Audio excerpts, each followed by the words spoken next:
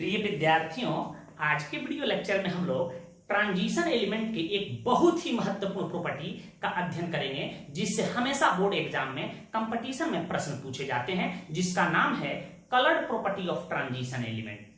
इससे पहला प्रश्न बनता है कि ट्रांजिशन एलिमेंट के कलर्ड प्रॉपर्टी की व्याख्या करें या ट्रांजिशन एलिमेंट तथा इनके आयन रंगीन यौगिकों का निर्माण करते हैं क्यों। ऐसे प्रश्न पूछे जाएंगे। पहला अर्थात मैं इसका थ्योरी बताऊंगा या मैं गेस क्वेश्चन कर दिया हूं आपके बोर्ड एग्जाम के लिए। देखिए, ट्रांजिशन एलिमेंट के यौगिक तथा इनके आयन ठोस अवस्था में या विलयन में या रंगीन होते हैं। इसके दो मुख्य कारण हैं। पहला कारण होता है डी ट्रांजिशन, वही आपके सिलेबस में और पुस्तकों में दिया है, और दूसरा कारण है चार्ज ट्रांसफर, आवेशों का स्थानांतरण। तो हम लोग दोनों का डिस्कस करेंगे, लेकिन एग्जाम में पूछे तो आप एक ही का डिस्कस कीजिएगा। 2 अंकों का प्रश्न पूछेगा। तो सबसे पहले हम लोग जानेंगे कि डी ट्रांजिशन क्या है, और डी ट्रांजिशन के कारण ट्रांजिशन एलिमेंट के यौगिक या इनके आयन ठोस और विलयन की अवस्था में रंगीन हो जाते हैं। इसका कारण क्या है? देखिए, ठोस अवस्था में और विलयन के अवस्था में मैंने लिख दिया है कि ट्रांजिशन एलिमेंट के यौगिक या आयन ठोस या घोल की अवस्था में रंगीन दिखाई देते हैं, क्योंकि इसका n-1d ऑर्बिटल आंशिक रूप से भरा होता है। सबको पता है कि n-1d ऑर्बिटल ट्रांजिशन एलिमेंट में आंशिक रूप से भरा होता है। 1 से लेकर 9 तक भरा होता है, आंशिक रूप से भरा होता है। जब इस पर निश्चित आवृत्ति वाला दृश्य प्रकाश, विजुअल लाइट, बैंगनी या पीला, जिसको विबग्योर कहते हो, हरा पीला नीला जो रंग पढ़े हैं, जब इस पर व्हाइट लाइट पड़ता है, मैं ऐसे कहें दृश्य प्रकाश पड़ता है, तो इलेक्ट्रॉन क्या होते हैं, एनर्जी पाकर के उत्तेजित हो जाते हैं। तो इलेक्ट्रॉन उत्तेजित होकर डी ऑर्बिटल के निम्न ऊर्जा स्तर से उच्च ऊर्जा स्तर में प्रवेश कर जाते हैं या स्थानांतरित हो जाते हैं। इलेक्ट्रॉन के इस स्थानांतरण को ही डी ट्रांजिशन कहा जाता है। जब ट्रांजिशन एलिमेंट के यौगिक पे या घोल अवस्था में इसके आयन पे जब उचित आवृत्ति वाला प्रकाश पड़ता है, तो इलेक्ट्रॉन क्या होते हैं, एक्साइटेड हो जाते हैं और निम्न ऊर्जा स्तर से उच्च ऊर्जा स्तर में ट्रांसफर हो जाते हैं, स्थानांतरित हो जाते हैं। इलेक्ट्रॉन के इस स्थानांतरण को हम लोग डी ट्रांजिशन के नाम से जानते हैं। कई बार पूछा गया है कि ऐसे कि डी ट्रांजिशन क्या है, और डी ट्रांजिशन में इसमें एक निश्चित रंग की प्रकाश का ऊर्जा का अवशोषण होता है। यदि हो सकता है कि लाल रंग का प्रकाश को वह अवशोषित कर लेता हो, हरे रंग के प्रकाश को अवशोषित कर रहा हो, एक खास रंग के प्रकाश को क्या करता है, अवशोषित करता है। तथा ट्रांजिशन मेटल आयन पूरक रंग का दिखता है। अब प्रश्न होता है कि पूरक रंग क्या होता है। आप पढ़े प्राइमरी कलर 3 होते हैं, रेड, ब्लू और ग्रीन। ये प्राइमरी कलर हैं, और प्राइमरी कलर को जब मिलाते हैं तो सेकेंडरी कलर बनता है। सेकेंडरी कलर में आता है मैजेंटा, सियान और येलो, आप पढ़े हैं। और पूरक कलर क्या है, कंप्लीमेंट्री कलर। 2 कलर को मिलाने पे व्हाइट कलर निर्मित हो तो उसको कंप्लीमेंट्री कलर कहेंगे। यदि मान लिया जाए कि कोई ट्रांजिशन मेटल या आयन हरे रंग के प्रकाश को अवशोषित कर रहा है, तो निश्चित रूप से वह बैगनी या पर्पल कलर का दिखाई देगा, क्योंकि बैगनी और पर्पल कलर, जिसको कहते हैं बैगनी कलर और हरे कलर जब मिलता है तो कंप्लीमेंट्री कलर बनता है, अर्थात व्हाइट कलर बन जाता है। इसी प्रकार कोई यदि ट्रांजिशन एलिमेंट के यौगिक या आयन लाल रंग को अवशोषित कर रहा है, तो निश्चित रूप से उसका रंग ग्रीनिश ब्लू दिखाई देगा, क्योंकि ग्रीनिश ब्लू कलर और रेड कलर जब आपस में मिलते हैं तो व्हाइट कलर बनता है। तो कोई पूछे कि कंप्लीमेंट्री कलर क्या होता है, तो कहना कि 2 कलर को मिलाने पर जब व्हाइट कलर का निर्माण होता है तो उसे कंप्लीमेंट्री कलर के नाम से जानते हैं। तो पहला कारण हुआ कि डी ट्रांजिशन के कारण ट्रांजिशन एलिमेंट के यौगिक या आयन ठोस अवस्था में या विलयन में रंगीन दिखाई देते हैं। इस बात को आप समझ चुके होंगे। इसको हम डायग्राम के द्वारा भी क्लियर करेंगे। अभी एग्जांपल लेंगे। देखिए, डी ट्रांजिशन के कारण यौगिकों का रंग फेंट या लाइट दिखाई देता है। इसी में ऐड कर देना है एक बात को कि डी ट्रांजिशन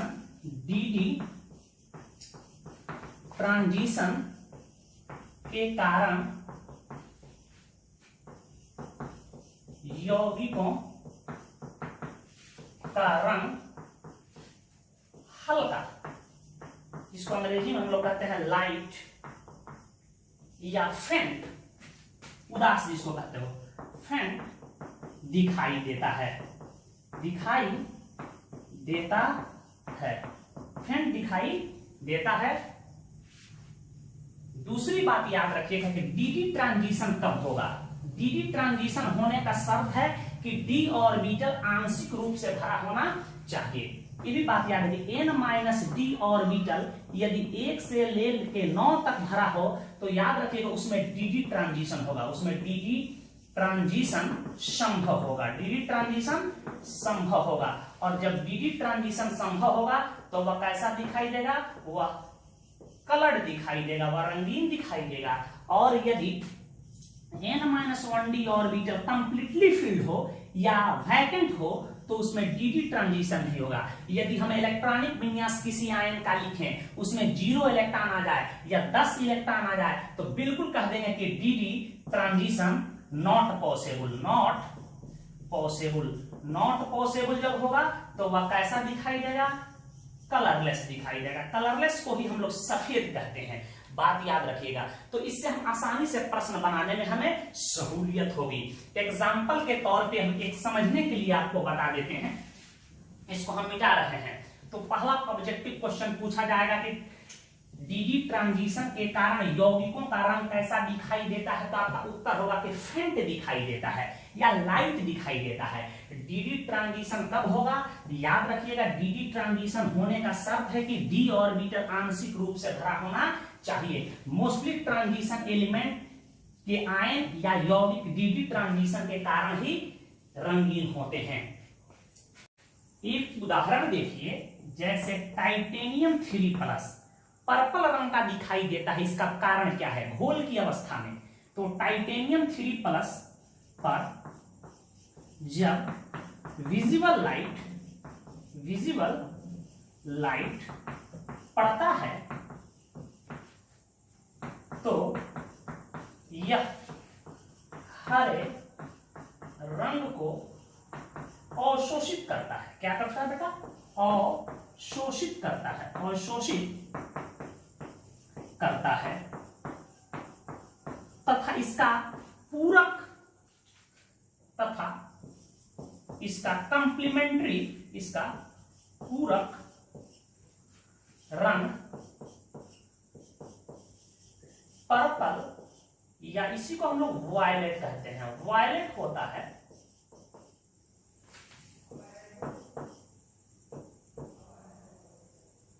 है। इसलिए Ti3+ पर्पल रंग का दिखाई देता है, पर्पल रंग का दिखाई देता है। दूसरा महत्वपूर्ण बात याद रखिएगा, हाइड्रेटेड कॉपर सल्फेट जिसको हम लोग CuSO4 × 5H2O कहते हैं, उसमें कॉपर +2 अवस्था में है। ठीक है, जल का ऑक्सीडेशन स्टेट टोटल 0 हो जाएगा, सल्फेट का -2 तो कॉपर +2। तो देखिए CuSO4 × 5H2O आप सुने होंगे कि यह ग्रीनिश ब्लू या नीले रंग का दिखाई देता, इसका भी कारण है जब इस पर भी उचित आवृत्ति वाला प्रकाश पड़ता है तो यह लाल रंग को अवशोषित कर लेता है। लाल रंग का कंप्लीमेंट्री होता है ग्रीनिश ब्लू, तो यह क्या करता है, यह ग्रीनिश ब्लू कलर का दिखाई देता है। इसको हम डायग्राम के माध्यम से भी समझ सकते हैं, लेकिन आपको एग्जाम में डायग्राम आदि नहीं बनाना है। जैसे देखिए यही Ti3+ है, इसका हम इलेक्ट्रॉनिक विन्यास लिखते हैं, आर्गन हो जाएगा 3d4s 18 2 20 2 22 -3 इलेक्ट्रॉन को हटा दें, यह आ जाएगा आर्गन 3d1। इसके d ऑर्बिटल में देख रहे हैं कि 1 इलेक्ट्रॉन है, अर्थात यह आंशिक रूप से भरा है, अर्थात इसमें dd ट्रांजिशन होगा, और dd ट्रांजिशन संभव है तो अर्थात यह रंगीन होगा। रंगीन में किस कलर का होगा, पर्पल कलर का होगा। ठीक है, तो इसको हम देखिए d ऑर्बिटल में dd ट्रांजिशन कैसे होता है उसको दिखा रहे हैं। देखिए जब ट्रांजिशन एलिमेंट से कोई लिगेंड या कोई एनायन जुड़ा होता है तो वह दो ऊर्जा स्तरों में विभाजित हो जाता है, जिसको क्रिस्टल फील्ड स्प्लिटिंग के हम लोग नाम से जानते हैं। वैसे इसका चर्चा हम लोग crystal field theory coordination chemistry में करेंगे। देखिए कैसे, कब विभाजित होगा, जब वो किसी लिगेंड से जुड़ा होगा, किसी एनायन से जुड़ा होगा, तो ये डी ऑर्बिटल दो ऊर्जा स्तरों में विभाजित हो जाते हैं। डी ऑर्बिटल के लिए हम लोग कितना बॉक्स बनाते हैं, 5 बॉक्स, पता है। देखिए यह दो ऊर्जा स्तरों में कैसे विभाजित हो रहा है। इसको कहते हैं dxy, dyz, dxz, dx² y² orbital, dz² orbital. इसको कहते हैं इजी ऑर्बिटल, इसको कहते हैं T2g ऑर्बिटल। आगे हम लोग इसकी चर्चा करेंगे। एक इलेक्ट्रॉन यहाँ है तो एक भर देते हैं, एक इसमें भर देते हैं। जब इस पर उचित आवृत्ति वाला प्रकाश पड़ता है, सनलाइट पड़ता है, या इसी को हम लोग कहते हैं HNO पड़ता है, तो यह क्या करता है, उचित आवृत्ति वाले प्रकाश को क्या करेगा, एब्जॉर्ब करेगा। अर्थात अब देख रहे हैं कि ये पर्पल कलर का तो हरे रंग के प्रकाश को एब्जॉर्ब किया।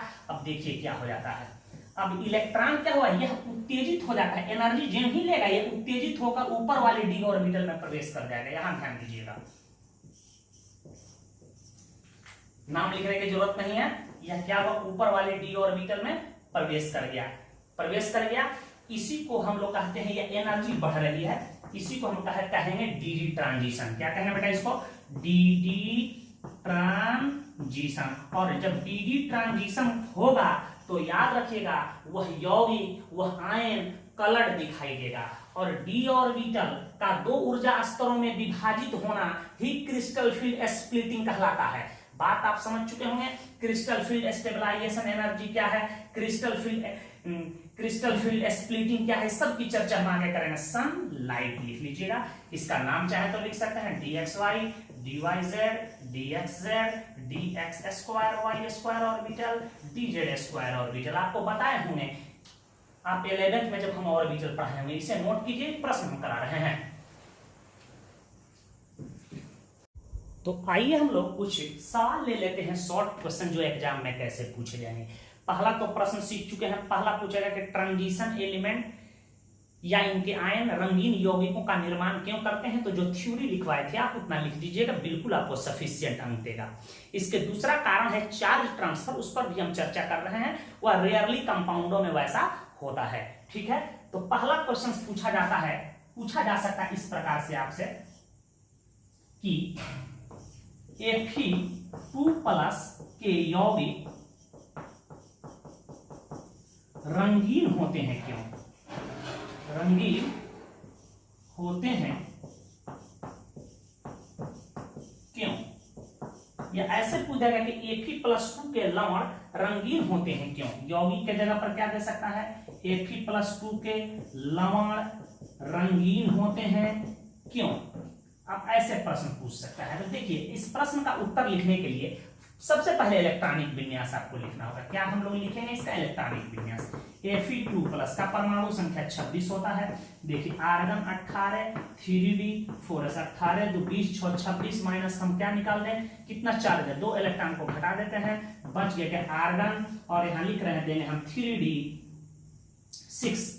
कुछ लड़के इलेक्ट्रॉनिक विन्यास लिख रहे हैं, नीचे भी आर्गन लिखना होगा। अब देखिए इसको हम ऑर्बिटल में सजा रहे हैं, यहाँ ध्यान दीजिए 1 2 3 4 5, 3d6 है, 3d6 है, 1 2 3 4 5 6 अनपेयर्ड इलेक्ट्रॉन इसमें 4 आ गया, अर्थात यह पैरामैग्नेटिक भी है। अब देखिए अब लिखना क्या है, इसी से स्पष्ट हो गया कि इसके डी ऑर्बिटल आंशिक रूप से भरे हैं। और जब ये आंशिक रूप से भरा है, पूर्ण रूप से नहीं भरा है, तो इसमें डीडी ट्रांजिशन होगा। और डीडी ट्रांजिशन होगा तो इसका मतलब है कि यह रंगीन दिखाई देगा। जिस रंग के प्रकाश को अवशोषित करेगा उसी का यह उस कॉम्प्लीमेंट्री कलर दिखाई देगा, ठीक है। बात आप समझ गए होंगे। तो लिख देंगे, अभी हम लिखेंगे कि Fe+2 के डी ऑर्बिटल आंशिक रूप से, क्या लिखेंगे बेटा, आंशिक रूप से भरा है। उसमें लिख भी सकते हैं 3d6 आंशिक रूप से भरा है। अतः इसमें डीडी ट्रांजिशन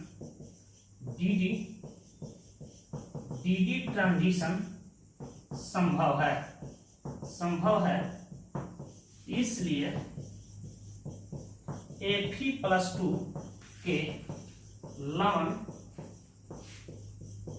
रंगीन होते हैं, रंगीन होते हैं।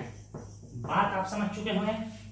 आप ऐसे उत्तर लिखिएगा। एक प्रश्न और बता रहे हैं, आपके बोर्ड एग्जाम में ऐसे है, केवल इलेक्ट्रॉनिक विन्यास लिखना है और देखना है कि उसमें डी ट्रांजिशन हो रहा है कि नहीं हो रहा है। यदि डी में 1 से लेके 9 तक इलेक्ट्रॉन है तो डी ट्रांजिशन होगा, नहीं है तो डी ट्रांजिशन नहीं होगा। इसके कुछ अपवाद भी हैं, कुछ ऐसे भी ट्रांजिशन एलिमेंट के यौगिक आयन है जिसका D10 भरा होता है, डी ऑर्बिटल खाली होता है, फिर भी वे रंगीन होते हैं। तो उसका कारण है चार्ज ट्रांसफर, और कुछ यौगिकों का कारण है पोलराइजेशन ऑफ लाइट या पोलराइजेशन। क्वेश्चन 2 देखिएगा, यह बिहार बोर्ड में पूछा जा चुका है। Zn2+ या इसी के जगह पर जाएगा Cd2+ के लवण सफेद, पढ़ के जाइएगा इसको, सफेद या रंगहीन होता है क्यों? होता है क्यों?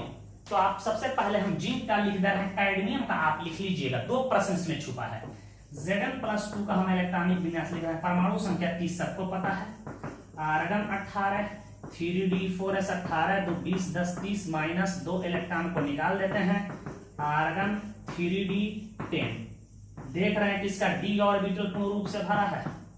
3d10, 1 2 3 4 5 6 7 8 9 10 लिख सकते हैं कि Zn2+ के डी ऑर्बिटल पूर्ण रूप से भरा है। अरे पूर्ण रूप से भरा है तो इलेक्ट्रॉन का स्थानांतरण ना ऊपर होगा ना नीचे होगा। डी ऑर्बिटल पूर्ण रूप से भरा है, अतः इसमें डी ट्रांजिशन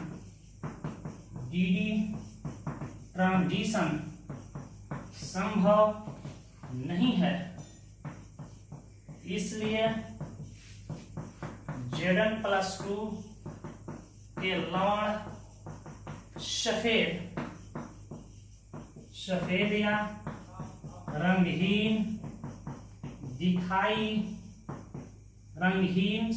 या रंगहीन होते हैं। एक बात और याद रखिएगा, जल रंगीन होता है, कलरलेस होता है, क्योंकि जल में हाइड्रोजन और ऑक्सीजन है। हाइड्रोजन तो देख रहे हैं कि s ब्लॉक का तत्व है, ऑक्सीजन p ब्लॉक का तत्व है। इसके पास d ऑर्बिटल नहीं होता है, अर्थात इसमें डी ट्रांजिशन संभव नहीं, इसलिए पानी कलरलेस होता है। s ब्लॉक के तत्व और s ब्लॉक के यौगिक और p ब्लॉक के यौगिक प्रायः कलरलेस होते हैं, क्योंकि इसका कारण है कि इसमें डी ट्रांजिशन ff ट्रांजिशन संभव नहीं है, इसलिए कलरलेस होते हैं प्रायः। तो इसे नोट कीजिए।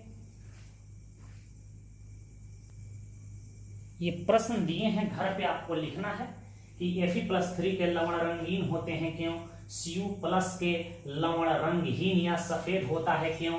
कोबाल्ट 3+ के यौगिक रंगीन होता है क्यों? और 2 प्रश्न दिए हैं, यौगिक दे दे या कोई कॉम्प्लेक्स आयन दे दे, CuSO4 दे दे या Cu+2 दे तो आसान है। यदि कंपाउंड दे दे CuSO4 के यौगिक CuSO4 या Cu2+ के यौगिक रंगीन होता है क्यों, तो कैसे लिखेगा? या क्वेश्चन पूछ सकता है TiH2O का होल 6+3 पर्पल रंग का होता है क्यों? तो यौगिक देते उसका उत्तर कैसे लिखते, एक इसमें से हम बता रहे हैं ताकि आपको कंफ्यूजन नहीं हो। तो प्रश्न को नोट कर लीजिएगा। यौगिक दे तो हम कैसे लिखेंगे? सबसे पहले ध्यान दीजिएगा, कॉम्प्लेक्स कंपाउंड नहीं होना चाहिए ब्रैकेट वाला, उसको बनाने का तरीका कुछ अलग है। सिंपल कंपाउंड होना चाहिए ट्रांजिशन एलिमेंट का, कोऑर्डिनेशन कंपाउंड नहीं होना चाहिए। कोऑर्डिनेशन कंपाउंड बनाने में आपको दिक्कत होगा। एक हम कोऑर्डिनेशन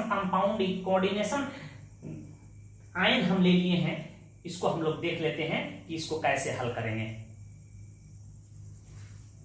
देखिए, जैसे Ti दे दिया है, H2O का होल 6 दे दिया है और यहां 3+ दिया है।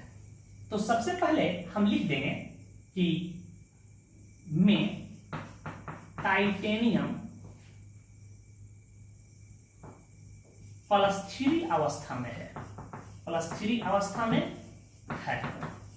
देखिए कैसे हम निकाल दिए। जल का ऑक्सीकरण संख्या कॉम्प्लेक्स कंपाउंड में 0 माना जाता है, 600 टाइटेनियम का +3। यहां भी समझिए titanium plus 6H2O is equal to +3 मानते हैं, ऑक्सीकरण संख्या टाइटेनियम का निकाल रहे हैं, तो टाइटेनियम +6 + 0 + 3 या टाइटेनियम इज इक्वल टू +3। तो हम मैंने मुंह से ही निकाल लिए हैं कि टाइटेनियम TiH2O होल 6 + 3 में टाइटेनियम का अवस्था क्या है। अब इसी प्रकार CuSO4 × 5H2O देता है, इसमें कॉपर की अवस्था निकालना है, तो इसका 500 हो जाएगा जल का, और सल्फेट का -2 होता है तो +2 होता है। आप लिख सकते हैं CuSO4 × 5H2O में कॉपर +2 अवस्था में, ऐसे ही मैंने लिख दिया कि TiH2O का होल 6 + 3 में टाइटेनियम +3 अवस्था में है, टाइटेनियम +3 अवस्था में है। अब क्या करेंगे, टाइटेनियम 3+ का हम लोग क्या लिख देंगे, इलेक्ट्रॉनिक विन्यास।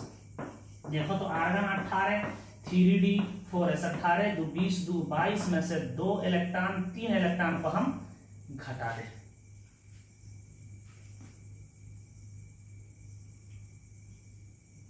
तीन इलेक्ट्रॉन को घटा देते हैं। देखो यहाँ क्या आ गया, 3D1 आ गया।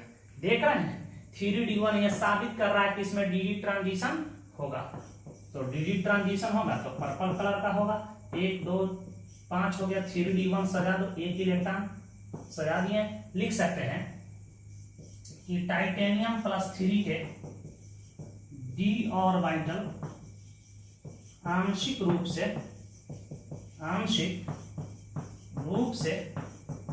भरा है, आंशिक रूप से भरा है, अतः इसमें DD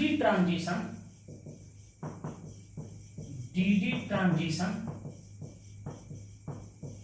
संभव है, इसलिए TiH2O का होल 6 3+ पर्पल रंग का होता है, पर्पल रंग का होता है। तो इस तरह से आप प्रश्न को बना सकते हैं, बनाने वाला भी प्रश्न दे देगा तो घबराने की जरूरत नहीं। इसे नोट करें, हम आगे कुछ नया बता रहे हैं।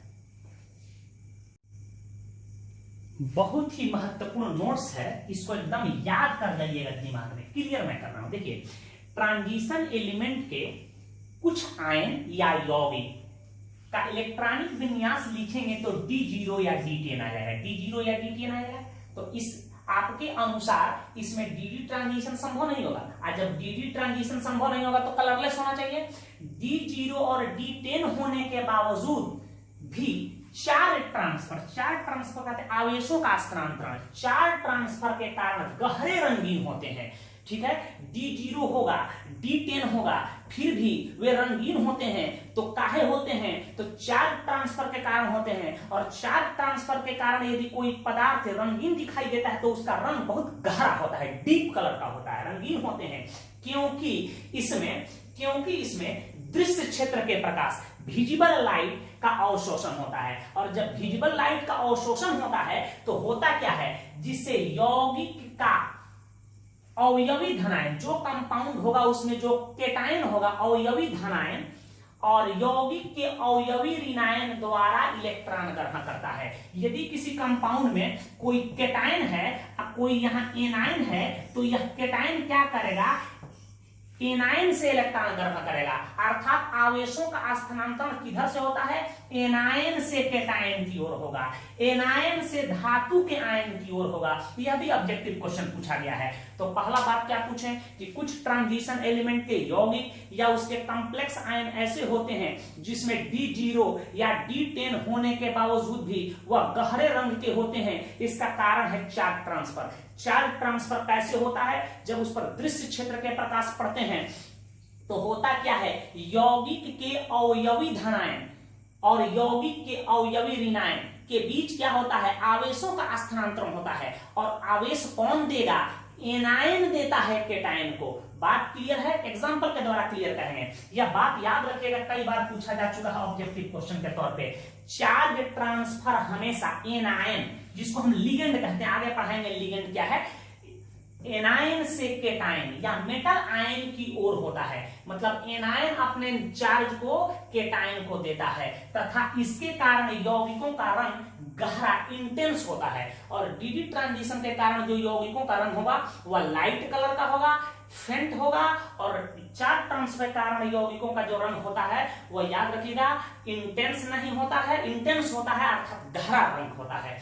एग्जांपल के तौर पे समझ लीजिए, आप इसे पूरा ध्यान से समझिए कि कौन कौन से यौगिक हैं जो डी ट्रांजिशन उसमें नहीं होता है, चार्ज ट्रांसफर के कारण रंगीन होता है। जैसे ध्यान से समझिएगा, बहुत ही महत्वपूर्ण है कि MnO4 इसको कहते हैं पोटेशियम परमैंगनेट, या दे देगा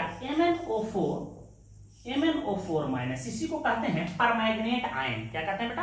परमैंगनेट आयन। हम अभी देखे हैं, जानते हैं कि यह डार्क वायलेट कलर का होता है, डार्क वायलेट कलर का होता है, इसी को हम लोग पर्पल कलर कहते हैं।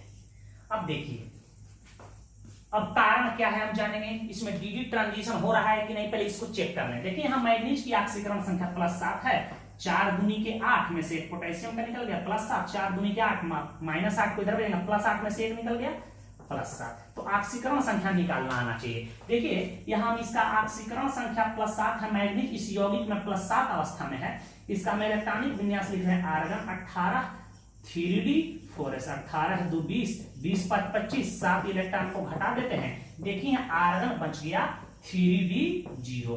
तो आपके अनुसार इसमें डी ट्रांजिशन नहीं होता है, डी ट्रांजिशन कभी भी संभव नहीं होगा। और डी ट्रांजिशन संभव नहीं होगा तो यह कलरलेस होना चाहिए, लेकिन वास्तव में होता है डार्क वायलेट कलर का या पर्पल कलर का। तब इसका कारण है चार्ज ट्रांसफर। अब देखिए चार्ज ट्रांसफर कैसे होता है, बताए थे कि किसी यौगिक के ट्रांजिशन एलिमेंट का कोई यौगिक हो, इसके अवयवी कैटायन और अवयवी एनायनों के बीच क्या होता है, इलेक्ट्रॉनों का स्थानांतरण होता है। देखिएगा कैसे होता है, इसमें हमारा Mn+7 अवस्था में है और इसमें ऑक्सीजन एनायन है, O2- है, कितना है 4 है, 4 लिख सकते हैं। देखिए यह क्या करता है, O-2 अपने एक निगेटिव चार्ज को इसको देता है, तो जो ही इसको दिया यह +6 अवस्था में हो जाता है, और +6 अवस्था में हो जाएगा तो कलर होगा। तो आवेशों का स्थानांतरण ऐसे ही होता है, जिसके कारण यह डार्क वायलेट कलर का दिखाई देता है। तो कोई पूछे कि MnO4 या MnO4 minus permanganate ion purple colour का होता है, इसका कारण क्या है, तो चार्ज ट्रांसफर। बहुत लोग कह देंगे कि यह कलरलेस होगा, ट्रांसफर के कारण होता है।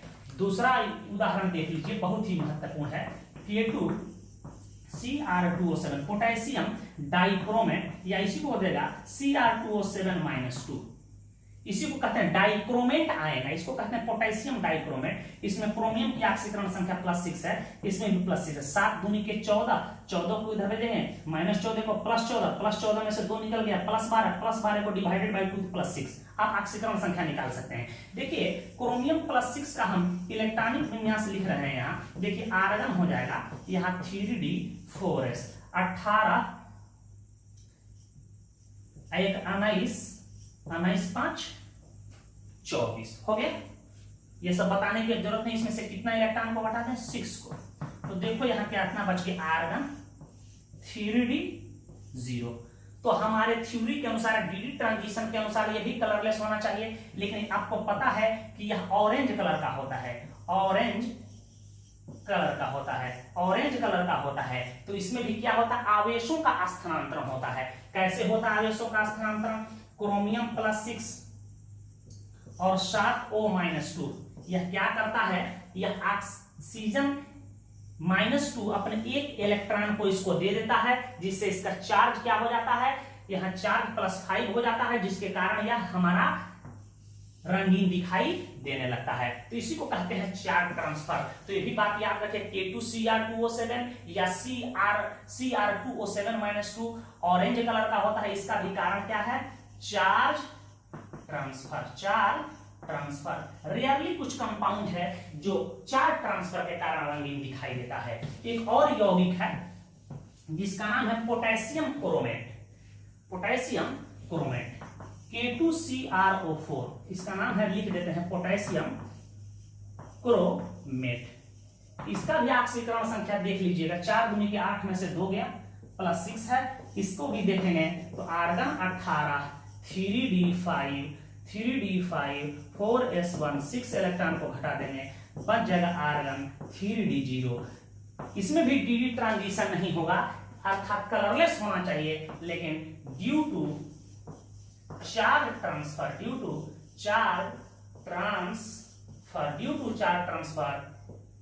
इट इज येलो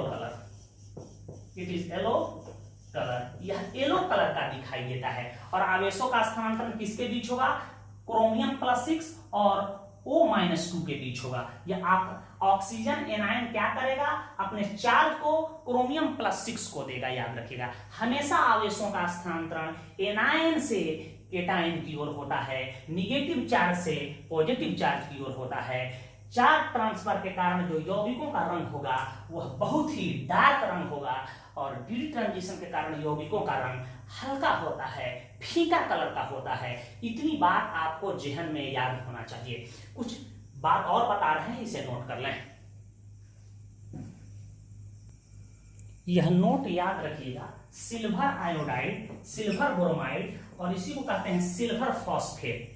जो सिल्वर के कुछ कंपाउंड हैं, यह पोलराइजेशन के कारण या इसके क्रिस्टल में दोष होने के कारण, हम लोग सॉलिड स्टेट में पढ़ेंगे, क्रिस्टल के डिफेक्ट जानेंगे, वहां पोलराइजेशन के कारण हल्के पीले रंग के होते हैं। यहां देखिएगा AgI में हम इसको तोड़ देंगे, निगेटिव चार्ज या पॉजिटिव चार्ज, यह हमारा क्या होगा? 4d10 होगा। देखिए 4d10 होने के बावजूद, अर्थात इसमें डी ट्रांजिशन नहीं होना चाहिए, 4d10 होने के बावजूद भी हल्के पीले रंग के हैं, तो इसका कारण है पोलराइजेशन, या नहीं तो इसके क्रिस्टल में दोष पाए जाने के कारण ये हल्के पीले रंग के होते हैं। इसको भी याद रखिएगा। हम कुछ ऑब्जेक्टिव क्वेश्चन आपको बोर्ड लेवल का बता रहे हैं,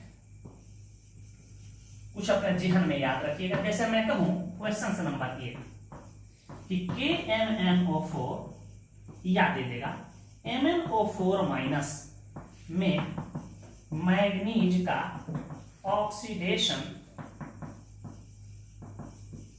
नंबर होता है, या ऑक्सीडेशन स्टेट होता है, ऑक्सीकरण अवस्था होता है। दे देगा +3, +7, C नंबर में +6, D नंबर में +5। देखिए निकालते कैसे हैं, निकालना सब लोग सीख चुके हैं। KMnO4 सभी तत्वों के ऑक्सीकरण संख्याओं का जो 0 के बराबर होता है, चारों पोटेशियम ग्रुप 1 का तत्व है तो +1 हो जाएगा। मैग्नीज का निकालना है, छोड़ देंगे। ऑक्सीजन का -2 माना जाता है, नियम है 0, 4 दूनी के 8, यहाँ देखो Mn 4 दूनी के -8, -8 में से 1 निकल गया, -7 = 0, इसलिए हम क्या कर देंगे, Mn = +7। तो हमारा उत्तर क्या हो जाएगा? +7। ये सब तो मुंह से बना लेना है इस प्रश्न को। इसी प्रकार आपसे पूछ देगा कि K2Cr2O7, कई बार पूछा गया है, K2Cr2O7 में क्रोमियम का ऑक्सीडेशन स्टेट होता है। पूछे तो घबराने की जरूरत नहीं है, दे देगा +7, +6, +5, +3, तो +6 निकाल सकते हैं आप। 7 दूनी के 14, 14 में से 2 गया 12, देखिए क्रोमियम का 6, ये सब निकालने की जरूरत नहीं है, पढ़ा चुके हैं। वैसे बच्चे जो दूसरे टीचर के यहाँ 11th पढ़े थे, उनको हम कोऑर्डिनेशन केमिस्ट्री में निकालना सिखाएंगे। क्वेश्चन नंबर 3 हम दे रहे हैं। कह रहा है कि निम्न में से, क्वेश्चन दे देगा, निम्न में से किसका लवण रंगहीन होगा? Option number 1 Zn+2, B number में Fe2+, सी नंबर में Cobalt3+, डी नंबर में Fe3+। तो आपको क्या करना है, इलेक्ट्रॉनिक विन्यास लिख लेना है, जिसके इलेक्ट्रॉनिक विन्यास लिखने में डी ऑर्बिटल आंशिक रूप से भरा हो वह उसमें रंगीन होगा, आंशिक रूप से नहीं भरा हो, पूर्ण रूप से भरा हो या खाली ऑर्बिटल हो तो उसमें डी ट्रांजिशन नहीं होगा, और डी ट्रांजिशन नहीं होगा तो कलरलेस होगा। देखिए इसका इलेक्ट्रॉनिक विन्यास लिख रहे हैं, आर्गन 18, 3d4s, 18 2 20 10 30 -2 इलेक्ट्रॉन को घटा देते हैं, बच गए आर्गन 3d 10 देख रहे हैं इसका डी ऑर्बिटल पूर्ण रूप से भरा है, अर्थात इसमें डी ट्रांजिशन नहीं होगा। हमारा उत्तर यही सही होगा, बाकी को जांचने की कोई जरूरत नहीं है। बात आप समझ चुके होंगे। एक और क्वेश्चन हम बता रहे हैं, इसे नोट करें जल्दी जल्दी फटाफट। आपसे कोई पूछ दे KMnO4 या MnO4 माइनस रंगीन होता है। नंबर 1 चार्ज ट्रांसफर के कारण, बी दे देगा डी ट्रांजिशन के कारण, सी दे देगा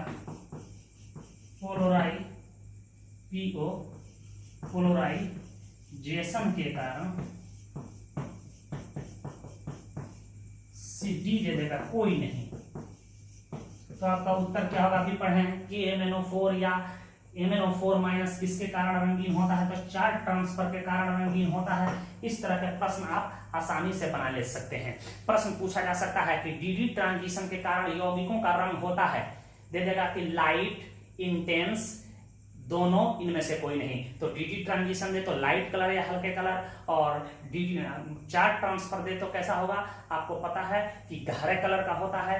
आपसे क्वेश्चन पूछा जा सकता है कि डी ट्रांजिशन से क्या समझते हैं? तो आप जवाब दीजिएगा कि ट्रांजिशन एलिमेंट के यौगिकों या इनके आयन पे जब उचित आवृत्ति वाला प्रकाश पड़ता है तो इलेक्ट्रॉन उत्तेजित होकर निम्न ऊर्जा स्तर वाले डी ऑर्बिटल से उच्च ऊर्जा स्तर वाले डी ऑर्बिटल में प्रवेश कर जाते हैं, जिसे डी ट्रांजिशन कहा जाता है। तो एक प्रश्न लिख लीजिएगा, डी ट्रांजिशन से क्या समझते हैं। हम लोग नेक्स्ट वीडियो लेक्चर में इसके next property, variable oxidation state, catalytic property आदि का अध्ययन करेंगे। धन्यवाद।